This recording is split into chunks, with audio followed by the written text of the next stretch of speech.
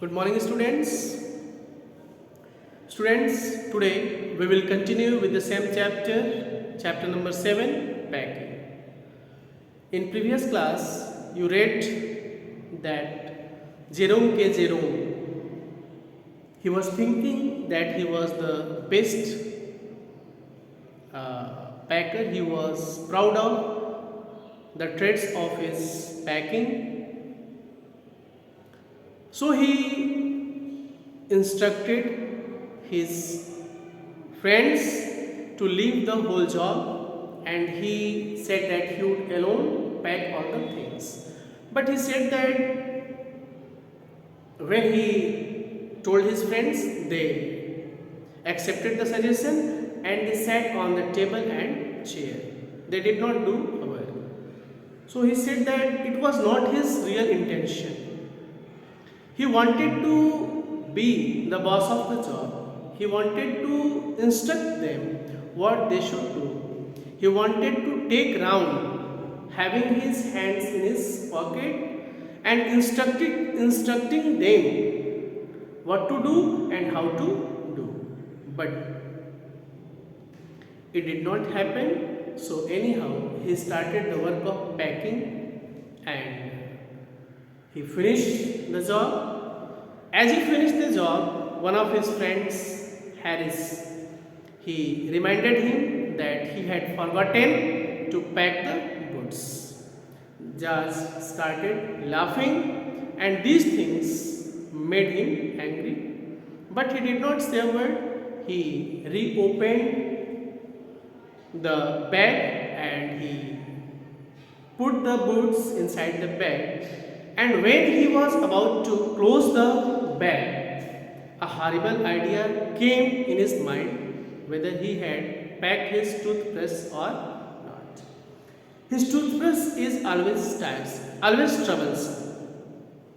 Whenever he has to go on a trip, whenever he has to travel, he always finds himself troublesome regarding the toothbrush. He says that before using the toothbrush in the morning, he packs it and he has to reopens the bag for using his toothbrush, and at last moment he has to rush upstairs for taking the toothbrush, covering it in his handkerchief and in his pocket. So in such a way we read in previous classes. Now we will start from paragraph number 6. So see your book at page number 83. Of course, I had to turn every mortal things out now, and of course I could not find it. When the idea of toothbrush came in the mind of the writer whether he had packed his toothbrush or not, then he had to turn every ordinary thing which were kept in the bag to find out, to check the toothbrush, but the writer was unable to find the toothbrush. I rummaged the things up into much the same state that they must have been before the world was created and when chaos reigned. The writer is saying that he searched the toothbrush. He was searching for the toothbrush in his bag, and he scattered all the things in such a careless way, in such a hurried way, that it was the same state, it was the same condition as it was before the world was created. Means when the world was created, before it, everything was what? Not in order. Everything was in confusion, in disorder. So the same thing happened when the writer was searching for the toothbrush and he was unable to find the toothbrush. And when chaos ran, chaos means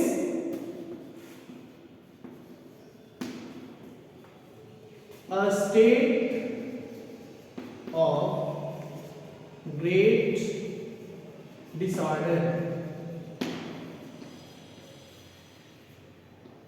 A state of great disorder, chaos.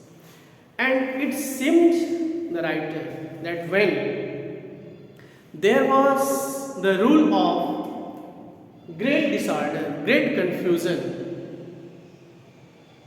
in the beginning of the world, when the world was created, the same condition happened with the writer when he was searching for his toothbrush. Of course, I found George and Harris 80 times over, but I could not find my own. Of course, the writer, when he was searching, he found 18 times George and Harris toothbrush, but he could not find his own toothbrush. He found the toothbrush of George and Harris more than 18 times, but he could not find his own toothbrush. I put the things back one by one. Then he started putting all the things which he has kept outside. He started putting all the things one by one inside the bag and held everything up and shook it. And when he was keeping the things one by one in the bag, before keeping in the bag, he raised all the things upside and he shook it. He took the things, he raised upside and he shook it. Then I found it inside a boot. And at last, the writer found his toothbrush inside a boot. It was lying inside a boot. I repacked once more. So, he had to repack once more. Means, firstly he packed. After that, he had to reopen the bag for packing his boots. Then the horrible idea of toothbrush came in his mind, and once again he kept all the things outside. And then, when he found his toothbrush inside the boot, then he had to repack that bag once again. When I had finished, George asked if the soap was in, and when he had finished the work of packing, George asked him if he had packed the soap or not. I said I did not care a hang whether the soap was in or whether it was not. Jerome, he was quite angry and he said that he did not care whether he had packed the soap or not. And I slammed the bag shut and strapped it and found that I had packed my spectacles in it and had to reopen it. So he said that he did not care whether he had packed the soap or not, and very fastly he shut the chain of the bag and he strapped it. But as he shut the bag, then he found that he had packed his spectacles inside the bag. So once again, fourth time, he had to reopen his bag to get his spectacles. It got shut up finally at 10:05 p.m. and at last his packing finished at 10:05 p.m. At night he finished his packing. Means 4 times he opened his bag. Once he packed, then he opened for boot. Once again he opened for toothbrush, and once again he opened for his spectacles. So 4 times he had to pack his bag. And then there remained the hampers to do. And after packing, when it was finished at 10:05 p.m., then hampers was about to be packed. Means the basket in which they had to carry food, that had to be packed. It was remaining. Harris said that we should be wanting to start in less than 12 hours time and thought that he and George had better do the rest, and I agreed and sat down and they had a go.